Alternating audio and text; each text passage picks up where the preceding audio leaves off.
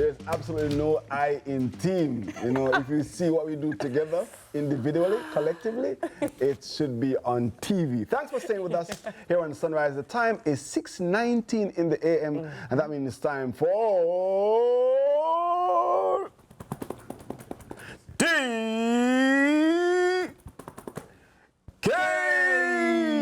and the headlines. I just feel like I should do something special when I get an introduction like that. I just don't know what to do with that. It requires confetti. I don't know what to do with it, people. Good morning. Good morning, TK. But I want to look nice on Friday. Yes, it takes one to know one. Hey, hey, are we ready? I like your animal instinct. What animal is that? Or as the kids would say, actually my daughter would say, IT, remember bringing that loop, my daughter would say, Damian purr. Ooh, okay. Damian purr. Okay. Okay, your turn, Teeks. Damian purr. Oh, all right now, Okay. you better come through, you animal. What you have in the headlines for us? Let's jump into it, shall we? All right, Yes. so a section of Spanish Town bypass to be closed for culvert replacement. So commencing at 6 p.m. this Saturday, September 13, 2025, the section of Spanish Town bypass between the roundabout at Jose Marti Technical High School and Michael Manley Drive will be closed. The closure, which is to facilitate the replacement of a failed culvert, will be in effect until 11 p.m. on Sunday, September 14. Manager of Communication and Customer Services at the National Works Agency, the NWA, Stephen Shaw, says that a section of the roadway has been compromised as a result of a failed culvert across the width of the bypass. He says that the works on the weekend will see the damaged culvert being removed and replaced. Now, during the period of closure, motorists traveling towards Old Harbour Road and environs via the Spanish Town bypass will take a slight right to continue on the main road towards Greendale, Twickenham Park, then left onto Michael Manley Drive, the JUTC Dipper Road, and then right onto Spanish Town bypass. The opposite will maintain for motorists traveling on the Spanish Town bypass towards Kingston. And the NWA is advising motorists to exercise caution while using the roadway during the period of the works and observe the instructions of the flag persons and posted signs. Tell a friend to tell a friend to tell a friend if you're going to be driving to that area. You heard it here. Because, I mean, sometimes we go, so what's happening? Yeah, we told you. And sometimes if you knew, you'd have probably leave out a little earlier or, you know, there's some kind of planning. Yes, You can't say we didn't tell you. I was going to say, leave out a little earlier, but also we have to realize the importance of the works like these, right? And the timing is good because it's a weekend in the night time. Yes. So there's obviously a bit of mindfulness in the planning around that, but still leave a little earlier. But we need these works to happen to make sure that the infrastructure is intact and fit for purpose, right? So the works have to go on, don't cost, just leave a little earlier. And we're expecting all the workers' safety and that all will be well, go smoothly. And, you know, we're all about the improvements. So we love to see it. We love to see it. All right, so next up, no recount for PNP, but election court for St. Andrew West Central. People's National Party, PNP President Mark Golding, he announced that the party will not request any magisterial recounts following the September 3 general election. However, for the St. Andrew West Central constituency, which was won by JLP candidate and Prime Minister Dr. Andrew Holness, Mr. Golding stated that a case being brought before the constituted authority due to the nature of the irregularities which took place there. He then declined to further comment on the matter. Now, with regards to the party's future, he added that all opposition members of Parliament-elect, except one who is currently overseas, have written to the Governor-General, Sir Patrick Allen, to confirm their support for his appointment as leader of the opposition. This information was announced yesterday during the PNP leadership's first press conference since its September 3 electoral loss to the Jamaica Labour Party. The final tally from the Electoral Office of Jamaica shows the JLP winning 35 seats, with the PNP taking 28. I think we have to be really careful in where we are in our democracy. We have to be really careful not to start to tout a certain type of rhetoric. And let me just maybe explain what I'm saying.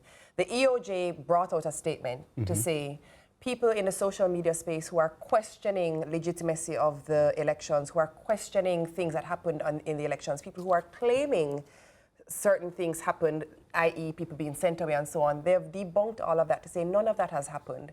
And we have to be really careful not to follow suit of other people in the global space and how they do their electoral process. We'll be really careful not to be inveigled to operate like that. Jamaica's never operated like that, and we don't need to start doing that now.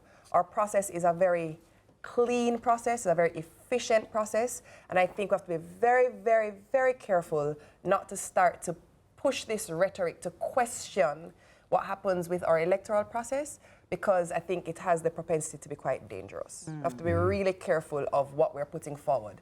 Listen, that seat in particular is a very curious seat to question. Yeah. Very, very curious seat to question. If you had mentioned Dr. Dunn's seat in St. Mary, I could understand. If you had mentioned seats that had a 20-point differential, I could understand. That's a very curious seat to question.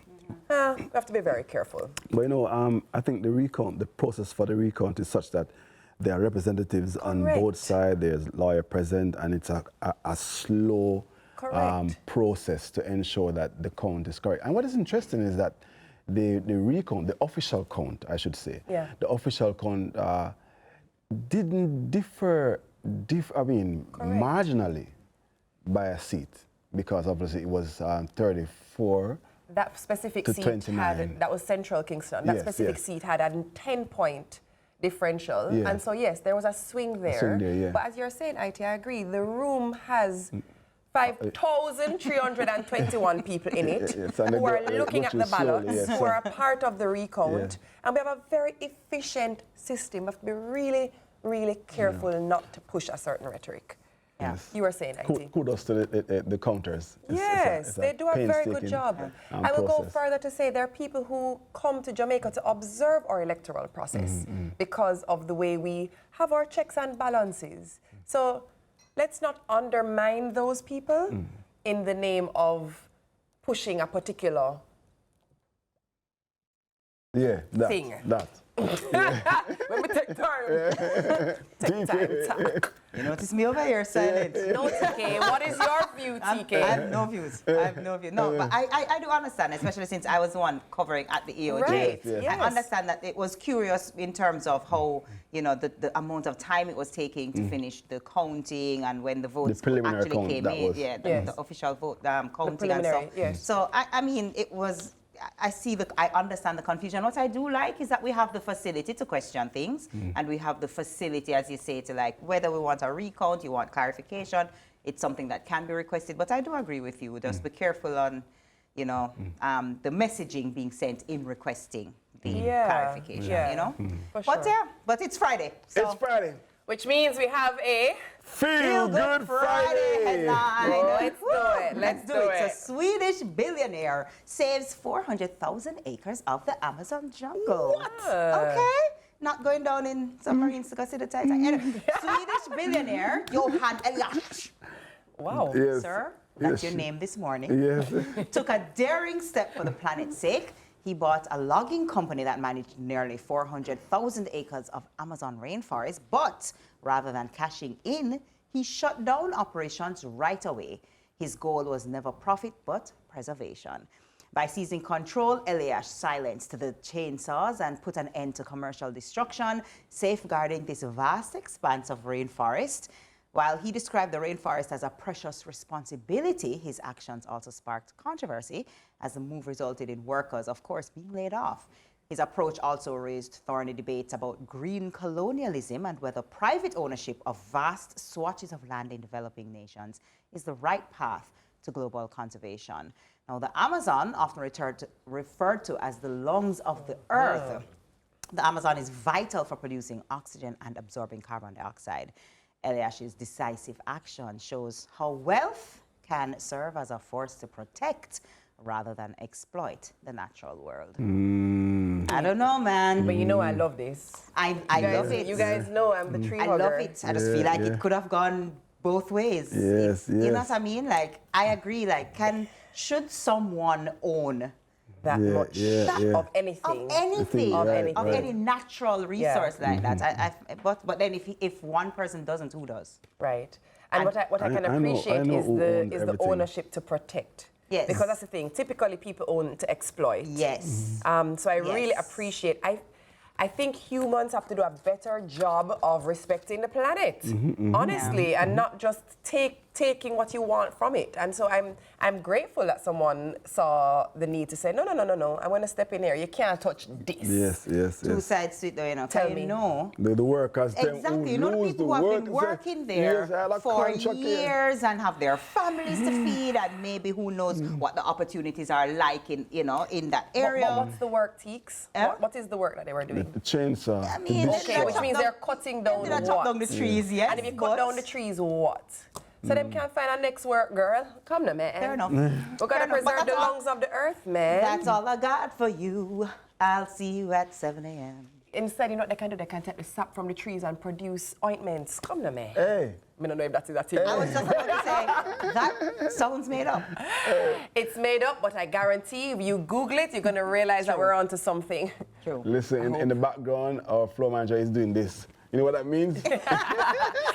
All right, that is all the time we have for you in the Friday headlines, and it's time for a quick break. But React, one of my favorite segments, is up next right after this. Please stay with us right here on Sunrise. Your favorite.